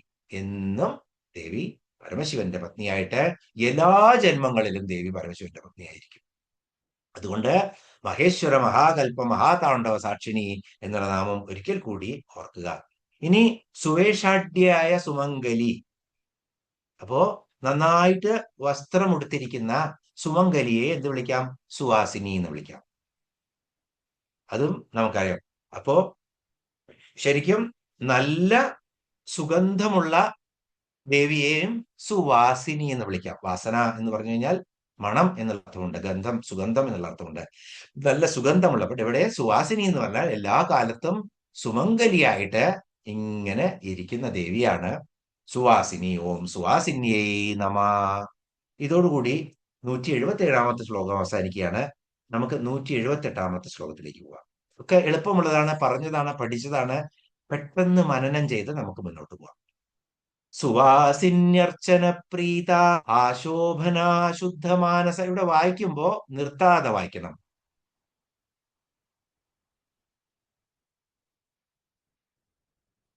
സുവാസിന്യർച്ചന പ്രീത ശോഭന ശുദ്ധമാനസ. അപ്പോ അവിടെ അനുഷ്ടുപ്പ് 8 അക്ഷരങ്ങളെ പാലിക്കാൻ വേണ്ടിയിട്ടാണ് ആ എന്ന് കൂട്ടി എഴുതാത്തത്. സുവാസിന്യ അർച്ചന പ്രീത ആശോഭന ശുദ്ധമാനസ എന്ന് അതിന് എടുത്തു വായിക്കണം, മുറിച്ചു നിർത്താതെ. പക്ഷെ 2 നാമങ്ങളാണ്, സുവാസിന്യ അർച്ചന പ്രീത ആശോഭന എന്നുള്ളത്. ശുദ്ധമാനസ ബിന്ദുതർപ്പണ സന്തുഷ്ട പൂർവജ ത്രിപുരാംബിക. അപ്പോ ഈ 971 മുതൽ 976 വരെയുള്ള 6 നാമങ്ങളാണ്. ആദ്യത്തെ നാമം സുവാസിനി അർച്ചന പ്രീത. അപ്പൊ സുവാസിനി ആരാണെന്ന് കണ്ടു നമ്മള്. എല്ലാ കാലത്തും സുമംഗലിയായിട്ട് ഇങ്ങനെ നല്ല വേഷമൊക്കെ ധരിച്ചിരിക്കുന്ന ദേവിയാണ് സുവാസിനി. ഇനി അപ്പോ സുവാസിനികൾ നടത്തുന്ന അർച്ചന. അപ്പൊ ഇവിടെ നമ്മള് സുവാസിനികളായി മാറി. സുവാസിനികൾ നടത്തുന്ന അർച്ചനയില് അതീവ പ്രീതിയുള്ളവളാണ് ദേവി. ഇവിടെ പല അർത്ഥങ്ങളും ഉണ്ട്. സുവാസിനികള് അർച്ചിക്കാം. ആദ്യത്തെ അർത്ഥം, പൂജയൊക്കെ ആണുങ്ങൾക്ക് പറഞ്ഞതാണ്. ഇതൊന്നും നമ്മൾ ചെയ്യാൻ പാടില്ല. നമ്മൾ എത്രയോ കാലം മുന്നേ ബ്രഹ്മാണ്ഡ പുരാണത്തിൽ എഴുതി വെച്ചതാണ് ഇത്. ബ്രഹ്മാണ്ഡ പുരാണത്തിൽ നിന്നാണ് നമ്മള് ലളിതാ സഹസ്രനാമം എടുത്തിരിക്കുന്നത്. അപ്പൊ ലളിതാ സഹസ്രനാമം ബ്രഹ്മാണ്ഡ പുരാണത്തിന്റെ അവസാനത്തിലാണ്. അവിടെ എഴുതി വെച്ചിട്ടുണ്ട് സുവാസിന്യ അർച്ചന പ്രീത. ദേവി സുവാസിനികളുടെ, സുമംഗലികളായിട്ടുള്ള സ്ത്രീരത്നങ്ങളുടെ അർച്ചനയില് അതീവ പ്രീതിയുള്ളവളാണ്. അപ്പോ സ്ത്രീകൾക്ക് നമ്മൾ എന്തേ കേട്ടിട്ടുള്ളൂ? ന സ്ത്രീ സ്വാതന്ത്ര്യമർഹതി. അത് കേട്ടിട്ടാണ് നമ്മൾ വളർന്നെ. അതാണ് മലയാളികളുടെ സോഷ്യൽ മീഡിയയിലെ ഹിന്ദുക്കളായ ജന്തുക്കളുടെ രോഷങ്ങൾ കണ്ടു കഴിഞ്ഞാൽ നമുക്ക് മനസ്സിലാക്കാം ഒരിക്കലും ഗുണം പിടിക്കില്ല എന്നുള്ളത്. എന്തിനു മറ്റു മതസ്ഥരെ പറയണം? എത്രയോ ഭേദമാണ് അവര്. അപ്പോ സുമംഗലികളെ പൂജിക്കുന്നതിലും സന്തോഷം. 2 അർത്ഥമാണ്. സുവാസിനികൾ അർച്ചന ചെയ്യുന്നതില് വളരെ ഇഷ്ടമുള്ളവളാണ് ദേവി. ഇനി സുവാസിനികളെ പൂജിച്ചു കഴിഞ്ഞാൽ, സുമംഗലികളെ പൂജിച്ചു കഴിഞ്ഞാൽ, പല സ്ഥലത്തുണ്ട് ഗൗരീവ്രത സമയത്തൊക്കെ കുട്ടികളെയും സുമംഗലികളെയൊക്കെ പൂജിക്കുന്നത്. എത്ര നാര്യേഷു പൂജന്തേ തത്രേ രമന്തേ ദേവത എന്നാണ് മനു പറഞ്ഞത്. പക്ഷെ നമ്മൾ എന്തേ കേട്ടുള്ളൂ? ന സ്ത്രീ സ്വാതന്ത്ര്യമർഹതി എന്ന്. ഓൺലി മലയാളികളായ ബുദ്ധിജീവികള് ജവഹർലാൽ നെഹ്റു യൂണിവേഴ്സിറ്റിയിൽ പോയിട്ട് ഇങ്ങനെ ഇന്ത്യ മുഴുവൻ പറഞ്ഞു വരുത്തിയതും അവരാണ് ഇതൊക്കെ. അപ്പോ എന്താണത്? എത്ര നാര്യേഷു പൂജ്യന്തേ തത്രേ രമന്തേ ദേവത എന്നാണ്. അപ്പോൾ സുവാസിനികൾ നടത്തുന്ന പൂജയില് ദേവിക്ക് വളരെ പ്രീതിയുണ്ട്. സുഹാസിനികളായ സ്ത്രീകളെ ആരാണോ പൂജിക്കുന്നത്, ആരാധിക്കുന്നത്, ബഹുമാനിക്കുന്നത്, അവരെയൊക്കെ ദേവിക്ക് ഇഷ്ടമാണ്. അപ്പൊ ദേവി രണ്ട് കാര്യങ്ങൾ ഇവിടെ പറഞ്ഞു വെക്കുന്നു ഈ നാമത്തിലൂടെ. സ്ത്രീകൾക്ക് ആരാധനകളൊക്കെ ചെയ്യാം അവർക്ക് പറ്റുന്നത്, അതുപോലെ തന്നെ സ്ത്രീകളെ ബഹുമാനിക്കുന്നതും സ്ത്രീകൾക്ക് അർഹമായ സ്ഥാനം കൊടുക്കുന്നതും ആദരിക്കുന്നതും ഭാരതത്തിന്റെ ആ മഹിമയാണ്, അല്ലെങ്കിൽ ആ കൾച്ചറാണ് എന്ന് പറഞ്ഞു വെക്കുകയാണ് ഇവിടെ. സുവാസിന്യർച്ചന പ്രീത എന്ന്. അപ്പോ ഇത് രണ്ടും ഓർത്തോളൂ. പുരുഷന്മാർക്ക് ഓർക്കാം, സ്ത്രീകൾക്ക് ഓർക്കാം ഈ രണ്ട് കാര്യങ്ങളും. മനസ്സിലായില്ലേ അത്? സുവാസിന്യർച്ചന പ്രീത. ഇനി ആശോഭന. അപ്പൊ ശോഭന, സുലഭാകൃതി എന്നുള്ളൊരു നാമം കണ്ടു, പിന്നെ ശോഭന എന്നുള്ളൊരു നാമം കണ്ടു. ഇവിടെ ഒരു നാമവും റിപ്പീറ്റേഷൻ വരുന്നില്ല ദേവിയുടെ ഈ സഹസ്രനാമത്തില്. അതുകൊണ്ട് ആശോഭന എന്നാണ് ഇവിടെ വശിന്യാദി വാഗ്ദേവതകളെ ഉദ്ദേശിച്ചത് എന്നാണ് പണ്ഡിതന്മാര് പറഞ്ഞിട്ടുള്ളത്, പ്രത്യേകിച്ചും ഭാസ്കരാചാര്യരെ പോലത്തെ. ആശോഭന. ആശോഭന എന്ന് പറഞ്ഞാൽ എന്താ? അസമന്താത് ശോഭന, എല്ലാത്തിനേക്കാളിലും ശോഭയുള്ളവൾ, അതാണ് ആശോഭന. എന്ന് വെച്ചാൽ എന്താണ്? സർവാംഗ സുന്ദരി, ത്രൈലോക്യ സുന്ദരി. ഇനി ഇതിനെ കുറിച്ചിട്ട് ഒന്നും പറയാനില്ല. സൗന്ദര്യത്തിന്റെ മൂർത്തിമത് ഭാവമാണ് ദേവി. അപ്പൊ ശോഭന എന്ന് പറഞ്ഞാൽ ആ ഉജ്ജ്വലമായ സൗന്ദര്യത്തെയാണ് ഇവിടെ കാണിക്കുന്നത്. ത്രിപുര സുന്ദരിയാണ് ദേവി. ത്രൈലോക്യങ്ങളില് വിളങ്ങി നിൽക്കുന്ന സുന്ദരിയാണ് ദേവി ആശോഭന. ശോഭനം എന്ന് പറഞ്ഞാൽ മംഗളം, മംഗലം എന്നൊക്കെയുണ്ട്. സർവമംഗളമായവൾ ദേവി തന്നെ, സ്വരൂപം തന്നെയാ ശോഭനമാണ്. അപ്പോ ശരിക്കും ഇവിടെ ആശോഭന എന്ന് പറഞ്ഞാൽ എന്താണ്? ദേവിയുടെ സർവാംഗ സുന്ദരിയായ ദേവി എന്നാണ് അർത്ഥം. ഓം ആശോഭനായേ നമ. അപ്പൊ ഇതൊക്കെ ഈ നമ്മൾ ഓരോ നാമങ്ങൾ പഠിക്കുമ്പോൾ നമുക്ക് അറിയാൻ പറ്റും, ഈ നാമങ്ങൾ മുറിക്കുന്നില്ല, ഈ നാമത്തിൽ മുറിക്കണം എന്നൊക്കെ നമുക്ക്. കാരണം ആ നാമങ്ങള് ഓം ആശോഭനായേ നമ എന്നാണ് അവിടെ വരുന്നത്.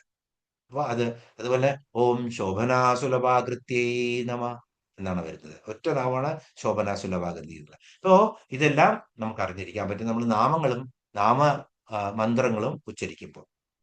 973 നാമം ശുദ്ധമാനസ. ശുദ്ധമാനസ. എന്താണ് ശുദ്ധമാനസം? നേരത്തെയും കണ്ടു നമ്മൾ ഈ നാമം. ദേവി ശാന്തിയാണ് എന്ന് കണ്ടു. ശാന്തി ആർക്കാണ് കിട്ടുന്നത്? ശുദ്ധമാനസം. ശുദ്ധമനസ് എപ്പോഴാണ് ഉണ്ടാവുന്നത്? രാഗദ്വേഷാദികളെ കൊണ്ട് വിഷയങ്ങൾ ഇട്ടിട്ട് ഇങ്ങനെ നമ്മളെ കളിപ്പിക്കാതിരിക്കുമ്പോൾ മനസ്സ് ശുദ്ധമാകും.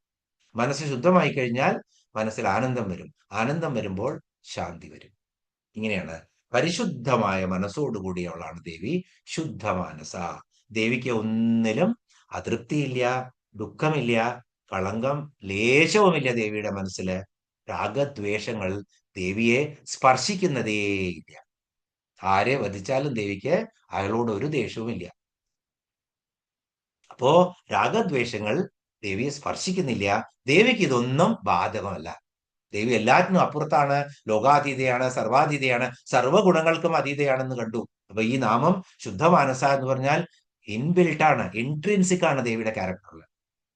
ദേവി ശുദ്ധമാനസയാണ്. ഒരു പാവങ്ങളും ഒരു കളങ്കങ്ങളും ഒന്നും ഏൽക്കാത്ത ശുദ്ധ മനസ്സാണ് ദേവിയുടെ.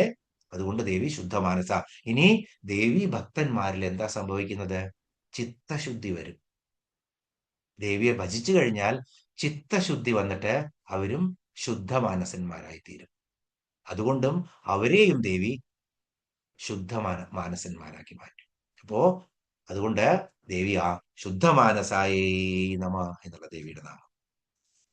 അടുത്ത നാമം ബിന്ദു തർപ്പണ സന്തുഷ്ട. ഇത് പല വട്ടവും നമ്മൾ കണ്ടതാണ്, എങ്കിൽ നമ്മൾ കുറച്ച് വിശദമായിട്ട് ഈ നാമം പറയും. ഒന്ന് ശ്രദ്ധിക്കുക എല്ലാവരും ഈ നാമത്തില്. ബിന്ദു തർപ്പണ സന്തുഷ്ട. ബിന്ദുവിൽ തർപ്പണം ചെയ്യുന്നത് കൊണ്ട് സന്തുഷ്ടയായവൾ, അല്ലെങ്കിൽ സന്തുഷ്ടയാകുന്നവൾ. എന്താണ് ഈ ബിന്ദു?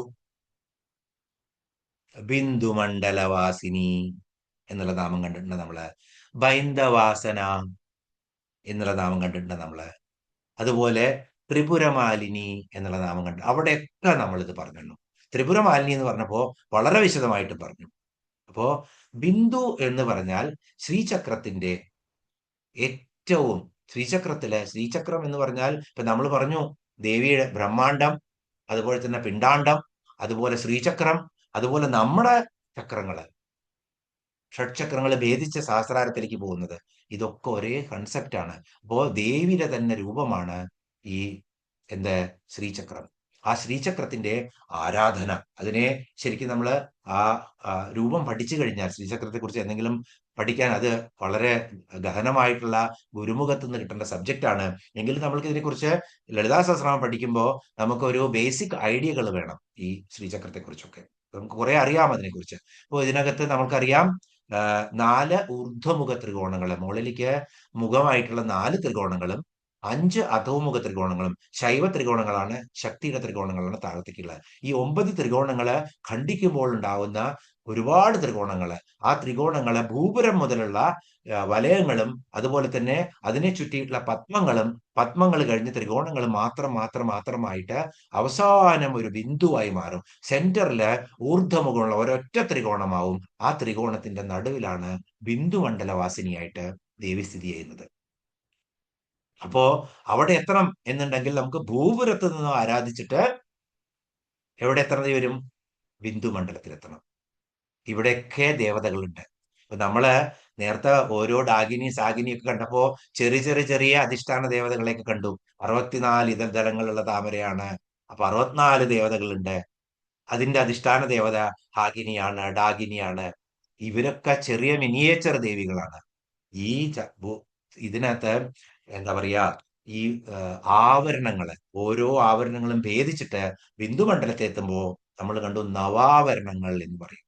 പ്രധാനമായിട്ടും നവാവരണങ്ങളാണുള്ളത്. നവാവരണങ്ങൾ ഏതൊക്കെയാണെന്ന് നമ്മൾ എപ്പോഴാ കണ്ട്? ത്രിപുരമാലിനി എന്ന നാമം പഠിച്ചപ്പോൾ കണ്ടു. സർവരക്ഷാകര ചക്രം എന്ന 6ാമത്തെ ചക്രത്തില് ഒരുപാട് ദേവതകളുണ്ട്. അത് അവിടുത്തെ താമരയില് അതിന്റെ അധിഷ്ഠാനമായിട്ട്, അധിഷ്ഠാത്രി, എല്ലാറ്റിനും മുകളിലിരിക്കുന്ന ദേവിയാണ് ത്രിപുരമാലിനി. ഓരോ ചക്രങ്ങളും പെട്ടെന്ന് ആവരണങ്ങൾ നമുക്ക് കാണാം. ആദ്യത്തെ ഭൂപുരത്തിനെ ചുറ്റിയിട്ടുള്ള ആ ആവരണത്തെയാണ്, ആദ്യ വലയത്തെ എന്താണ് പറയുന്നത്? ത്രൈലോക്യമോഹന ചക്രം എന്ന്. അത് കഴിഞ്ഞാൽ ദേവി 16 തല പത്മങ്ങള് ഇങ്ങനെ കാണാം. അത് വരയ്ക്കുമ്പോൾ 16 തല പത്മങ്ങളുള്ള പിന്നത്തെ 2ാമത്തെ ചക്രമാണ് സർവാശ പരിപൂരക ചക്രം എന്ന് പറയുന്നത്. അത് കഴിഞ്ഞാൽ ഇതിനൊക്കെ ഓരോ ദളങ്ങൾക്കും ദേവകളുണ്ട്. അതുപോലെ തന്നെ അധിഷ്ഠാത്രികളുണ്ട്. അത് കഴിഞ്ഞ് ദേവിയുടെ രൂപമുള്ള ഈ മുദ്രാദേവതകളുണ്ട്. അത് വരും. ഇനി അടുത്ത ശ്ലോകത്തിലാണ് അത് വരുന്നത്. അപ്പോൾ 3ാമത്തെ ആവരണമാണ് സർവസംക്ഷോഭണ ചക്രം. സർവസംക്ഷോഭണ ചക്രം അഷ്ടദല പത്മമാണ്. വീണ്ടും ഉള്ളിലേക്ക് പോകുമ്പോൾ 8 ദലങ്ങളുള്ള ചക്രമാണ് ശ്രീചക്രത്തിന്റെ. അവിടെയൊന്നും ഇപ്പോ ത്രികോണങ്ങൾ വന്നില്ല. ത്രികോണങ്ങളൊക്കെ ഈ 5, 4 ത്രികോണങ്ങൾ ഖണ്ഡിച്ചുണ്ടാക്കുന്ന ത്രികോണങ്ങളൊക്കെ ഇതിന്റെ ഉള്ളിലാണ്. ഈ പത്മങ്ങൾ കഴിയണം. അപ്പോ 3ാമത്തെ സർവസംക്ഷോഭണ ചക്രം അഷ്ടദല പത്മം കൊണ്ടുള്ള ചക്രമാണ്. അത് കഴിഞ്ഞാൽ 4ാമത്തെ സർവ സൗഭാഗ്യദായക ചക്രം. ഇതിനൊക്കെ വളരെ മീനിങ് ഫുൾ അർത്ഥങ്ങളുണ്ട് ഇതിനൊക്കെ. 14 ചെറിയ ത്രികോണങ്ങൾ ഉള്ളിലേക്ക് പോയി. ഇനി വലയങ്ങൾ, താമരകളില്ല, ചക്രങ്ങൾ തന്നെയാണ് ഇനി വരുന്നത്. ഇനി ത്രികോണങ്ങൾ തന്നെ, ത്രികോണങ്ങളുടെ ഔട്ടർ സ്ഥലം തന്നെയാണ് ചക്രങ്ങളായി വരുന്നത്. അപ്പോ 4ാമത്തത് സർവ സൗഭാഗ്യദായക ചക്രം 14 ചെറിയ ത്രികോണങ്ങളുള്ള ചക്രമാണ്, ആവരണമാണ്. അത് കഴിഞ്ഞാൽ 5ാമത്തത് സർവാർത്ഥ സാധക ചക്രം. ഇപ്പൊ 14 കഴിഞ്ഞാൽ 12 ത്രികോണങ്ങൾ വരും അവിടെ. അതിന്റെ ഉള്ളിലുള്ളതാണ്, അതിന്റെ ആവരണമാണ് എന്ത്? സർവാർത്ഥ സാധക ചക്രം. ഇനി 6ാമത്തത് സർവരക്ഷാകര ചക്രം. അതിന്റെ അധിഷ്ഠാത്രിയായിരുന്നു ത്രിപുരമാലിനി. അപ്പോ സർവരക്ഷാകര ചക്രം 10 ത്രികോണങ്ങളാണ്. ആ ത്രികോണങ്ങളുടെ ഔട്ടർ സ്കേർട്ടിലുള്ള ആ വലയത്തിനെയാണ് സർവരക്ഷാകര ചക്രം എന്ന് പറയുന്നത്. 7ാമത്തെ ചക്രമാണ് സർവരോഗഹര ചക്രം. 8 ത്രികോണങ്ങളാണ് അതിനുള്ളത്. ഉള്ളിലേക്ക് പോകുന്തോറും കുറഞ്ഞു വരും. അത് കഴിഞ്ഞ് 9ാമത്തെ ചക്രം, 8ാമത്തെ ചക്രം സർവസിദ്ധിപ്രദ ചക്രം. 8ാമത്തത് സർവസിദ്ധിപ്രദ ചക്രം. അറ്റം കീഴോട്ടായിട്ടുള്ള ഒരൊറ്റ ത്രികോണമാണത്. അറ്റം കീഴോട്ടായിട്ടുള്ള ഒറ്റ ത്രികോണമാണ് എന്ത്? സർവസിദ്ധിപ്രദ ചക്രം. അതിനകത്ത് ആണ് ബിന്ദുവായിട്ട് ദേവി ഇരിക്കുന്നത്. സർവാനന്ദമയ ചക്രം. ആ ബിന്ദുവിന്റെ തന്നെ ആ ആവരണത്തെയാണ് പറയുന്നത് സർവാനന്ദമയ ചക്രം എന്ന്. കേന്ദ്ര ബിന്ദുവാണത് ശ്രീചക്രത്തിന്റെ. അപ്പോ ഇങ്ങനെ ത്രൈലോക്യമോഹന ചക്രം, സർവാശ പരിപൂരക ചക്രം, സർവസംക്ഷോഭണ ചക്രം, സർവ സൗഭാഗ്യദായക ചക്രം, സർവാർത്ഥ സാധക ചക്രം, സർവരക്ഷാകര ചക്രം, സർവരോഗഹര ചക്രം, സർവസിദ്ധിപ്രദ ചക്രം, സർവാനന്ദമയ ചക്രം. ഈ സർവാനന്ദമയ ചക്രത്തിന്റെ ഉള്ളിലിരിക്കുന്ന ബിന്ദുമണ്ഡലവാസിനി, ആ ബിന്ദുവിൽ തർപ്പണം ചെയ്യുമ്പോൾ ദേവി, അതിലിരിക്കുന്ന ദേവി പ്രസാദിക്കും, സന്തുഷ്ടയാകും. ആ ബിന്ദു തർപ്പണത്തില് സന്തുഷ്ടയാകുന്നതാണ്. അപ്പൊ അത് എന്താണ്? ശ്രീചക്രത്തിലെ കേന്ദ്ര ബിന്ദുവായിട്ടുള്ള സർവാനന്ദമയ ചക്രത്തിൽ വിധിപ്രകാരം തർപ്പണം ചെയ്യുമ്പോൾ ഉള്ള ആരാധനാക്രമത്തിനെയാണ് എന്ത് പറയുന്നത്? ബിന്ദു തർപ്പണം എന്ന് പറയുന്നത്. ബിന്ദു തർപ്പണത്തിൽ സന്തുഷ്ടിയാവും ദേവി. ഇത് ഈ ശ്രീവിദ്യാ ചക്രത്തിന്റെ ആരാധനയും ശ്രീവിദ്യ മന്ത്രവും ഒക്കെ ഗുരുമുഖത്തു നിന്ന് കിട്ടുന്നതാണ്. അപ്പൊ ആരാധനയെ കുറിച്ചൊന്നും നമ്മൾ പറയില്ല. വിധി എന്ന് പറഞ്ഞാൽ ബ്രാഹ്മണന്മാര് പാല് കൊണ്ടും, അതുപോലെ തന്നെ ക്ഷത്രിയന്മാര് പിന്നെ നെയ്യ് കൊണ്ടും, വൈശ്യന്മാര് തേൻ കൊണ്ടും, മറ്റുള്ളവര് എന്താ പറയാ മധു എന്ന് പറഞ്ഞാൽ മദ്യം കൊണ്ടും ഒക്കെയാണ് അത്രേ ഇതിനെ ആരാധിക്കുക. ഓരോരുത്തരെ അവനവന്റെ വിധി പ്രകാരം ആരാധിക്കും. അതൊക്കെ എഴുതി വെച്ചിട്ടുണ്ട് മന്ത്രവിധികളിലും തന്ത്രവിധികളിലും. അപ്പൊ ആ ബിന്ദുമണ്ഡലവാസിനിയായ ദേവിയെ ആരാധിക്കാൻ നമുക്ക് മനസ്സിൽ കാണാം. ബിന്ദുമണ്ഡലവാസിനിയായ ദേവിയെ അത് ഓം ബിന്ദു കർമ്മ സന്തുഷ്ടായേ നമ. 974 നാമം. അപ്പോ മനോഹരമായ നാമമാണ്. പൂർവജ 975 നാമം. പൂർവജ. വീണ്ടും എളുപ്പമുള്ള പൂർവം ജായത ഇതി പൂർവജ. പൂർവം എല്ലാറ്റിനും മുമ്പ് ജനിച്ചവൾ. എല്ലാറ്റിനും മുമ്പ് ജനിച്ചവൾ. നമ്മൾ കണ്ടു ഇത്. ദേവി അജയയാണ്, ജനിക്കാത്തവളാണ് ദേവി. അതുകൊണ്ട് അജയ, ജനനമില്ലാത്തവളാണ് ദേവി. ദേവിക്ക് ആദിയില്ല, അന്തമില്ല. രണ്ടുമില്ല ദേവിക്ക്. ആദിയും അന്തവുമില്ല ദേവിക്ക്. ഏറ്റവും ഇനിയിപ്പോ നമ്മൾ പറയാണ് ഏറ്റവും ആദ്യം ഉണ്ടായത് ആകാശാണെന്ന് പറഞ്ഞു. കാരണം നമുക്ക് പഞ്ചഭൂതങ്ങൾ വന്നാലേ നമുക്ക് അറിയാൻ പറ്റുള്ളൂ. മൂലപ്രകൃതി, മഹത്തത്വം, അഹങ്കാരതത്വം, മനസ്സ്, ജ്ഞാനേന്ദ്രിയം, അത് കഴിഞ്ഞാൽ കർമ്മേന്ദ്രിയം, പഞ്ചതന്മാത്ര, അത് കഴിഞ്ഞിട്ടാണ് പഞ്ചഭൂതങ്ങൾ. 24 തത്വത്തില് പഞ്ചഭൂതം ഏറ്റവും താഴത്താണ്. പഞ്ചഭൂതത്തില് ആകാശം, വായു, അഗ്നി, ജലം, പൃഥ്വി. ആദ്യമുണ്ടായത് ശബ്ദമാണ്. പഞ്ചതന്മാത്രകള് എന്തൊക്കെയാണ്? ശബ്ദ, സ്പർശ, രൂപ, രസ, ഗന്ധങ്ങളാണ്. ശബ്ദത്തിൽ നിന്നും ആകാശം, ശബ്ദവും സ്പർശവും കൂടിയപ്പോ വായു, വായുവിന് ശബ്ദവുമുണ്ട് സ്പർശവുമുണ്ട്. അത് കഴിഞ്ഞാൽ ശബ്ദവും സ്പർശവും രൂപവും കൂടിയപ്പോ അഗ്നി, അഗ്നിക്ക് ശബ്ദമുണ്ട് സ്പർശമുണ്ട് രൂപമുണ്ട്. അത് കഴിഞ്ഞ് ശബ്ദ സ്പർശ രൂപ രസങ്ങൾ കൂടിയപ്പോ ജലമുണ്ടായി. ജലത്തിന് രസവുമുണ്ട്. അഡീഷണലി ശബ്ദവുമുണ്ട് ജലത്തിന്. അതുപോലെ തന്നെ സ്പർശവുമുണ്ട്, രൂപവുമുണ്ട്, അതുപോലെ രസവുമുണ്ട്. ഇനി ഗന്ധം, പൃഥ്വിക്കാണ് ഗ്രന്ഥമുള്ളത്. അപ്പോ ശബ്ദ സ്പർശ രൂപ രസഗന്ധങ്ങൾ കൂടി ചേർന്നപ്പോ പൃഥ്വി ഉണ്ടായി. അപ്പൊ തത്വങ്ങളിൽ ആകാശം മുതലാണ് നമുക്ക് കാണാൻ പറ്റുള്ളൂ. അതുകൊണ്ടാണ് നമ്മൾ എന്ത് പറയുന്നത്? പൂർവജ എന്ന് പറയുമ്പോൾ ആദ്യമുണ്ടായത് ആകാശം, അതിനും മുന്നുണ്ടായ ദേവി. കാരണം ദേവി തന്നെയായിരുന്നു മൂലപ്രകൃതി, ദേവി തന്നെയായിരുന്നു ബ്രഹ്മം. അപ്പോ പൂർവജ. ദേവി അനിത്യയാണ്, ദേവി അജയയാണ്, ഒരിക്കലും ജന്മമില്ലാത്തവളാണ് ദേവി. അതിനാൽ ദേവിയുടെ നാമം പൂർവജ.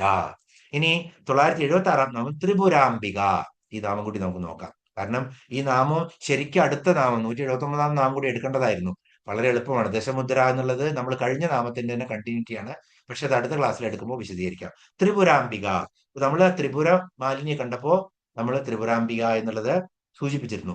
ശ്രീചക്രത്തിന്റെ 8ാമത്തെ ആവരണമാണ് ഇത്. സർവസിദ്ധിപ്രദ ചക്രം, 8ാമത്തെ ആവരണം. അപ്പോ സർവാനന്ദമായ ചക്രം, ആ ബിന്ദുമണ്ഡലത്തിന്റെ തൊട്ട് മുന്നിലുള്ള ചക്രമാണ് ആ ഒരൊറ്റ നമ്മൾ കണ്ടു ഇങ്ങനെയുള്ള ഒരു ത്രികോണം. ആ ത്രികോണത്തിന്റെ 3 അറ്റങ്ങളിലും അല്ലെങ്കിൽ അഗ്രങ്ങളിലും കാമേശ്വരി, വജ്രേശ്വരി, ഭഗമാലിനി, ഇങ്ങനെ 3 അധിഷ്ഠാന ദേവതകളുണ്ട്. ഈ 3 അധിഷ്ഠാന ദേവതകളും ഒറ്റ ത്രികോണത്തിന്റെ 3 ആ സെന്റർ ആയിട്ടിരിക്കുന്ന ദേവിയെ സേവിച്ചുകൊണ്ടിരിക്കുന്ന 3 ദേവതകളാണ് കാമേശ്വരി, വജ്രേശ്വരി, ഭഗമാലിനി.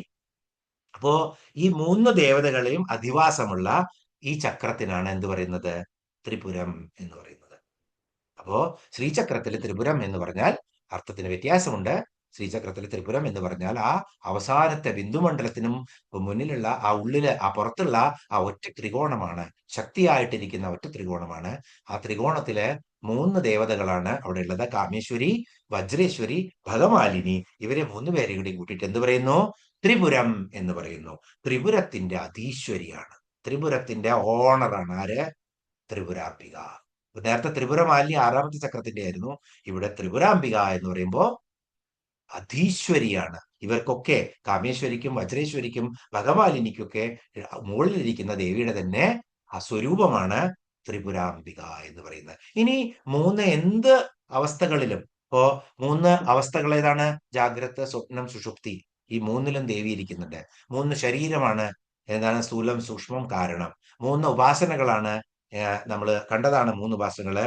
ഈ വാമം വാമം ദക്ഷിണം, അതുപോലെ മിശ്രം, ഇതൊക്കെ നമ്മൾ കണ്ടതാണ്. അപ്പൊ ഇങ്ങനെയുള്ള എല്ലാ അവസ്ഥകളിലും ത്രിപുടികളിലൊക്കെ ഇരിക്കുന്ന ദേവിയാണ്. അതുകൊണ്ടും ത്രിപുരാംബിക എന്ന ദേവിയെ പറയും. പക്ഷെ ഇവിടെ ശരിക്കും ശ്രീചക്രത്തിലെ അവസാനത്തെ ചക്രത്തിൽ, എട്ടാമത്തെ ചക്രത്തിൽ ഇരിക്കുന്ന, ഒമ്പതാമത്തെ ബിന്ദുമണ്ഡല വാസിനി ആവുന്നതിന് മുന്നേയുള്ള ചക്രത്തിലിരിക്കുന്ന മൂന്ന് ദേവതകൾക്കും അധിഷ്ഠാത്രിയായിരിക്കുന്ന, ത്രിപുരത്തിന് അധീനയായിരിക്കുന്ന, ത്രിപുരത്തിന്റെ ദേവിയായിരിക്കുന്ന ആ ദേവിയാണ് എന്ത്? ത്രിപുരാംബിക എന്ന് പറയുന്നത്. ഓം ത്രിപുരാംബികായേ നമ എന്ന് പറഞ്ഞ് ആ ശ്രീചക്രത്തിന്റെ ബിന്ദുമണ്ഡലത്തിലിരിക്കുന്ന ദേവിയെ മനസ്സിൽ കണ്ട് ഇന്ന് നമുക്കിവിടെ അവസാനിപ്പിക്കാം. ഓം പൂർണ്ണമദ പൂർണ്ണമിദം പൂർണ്ണാത് പൂർണ്ണമുദച്യതേ പൂർണ്ണസ്യ പൂർണ്ണമാദായ പൂർണ്ണമേവാവശിഷ്യതേ. ഓം ശാന്തി ശാന്തി ശാന്തി.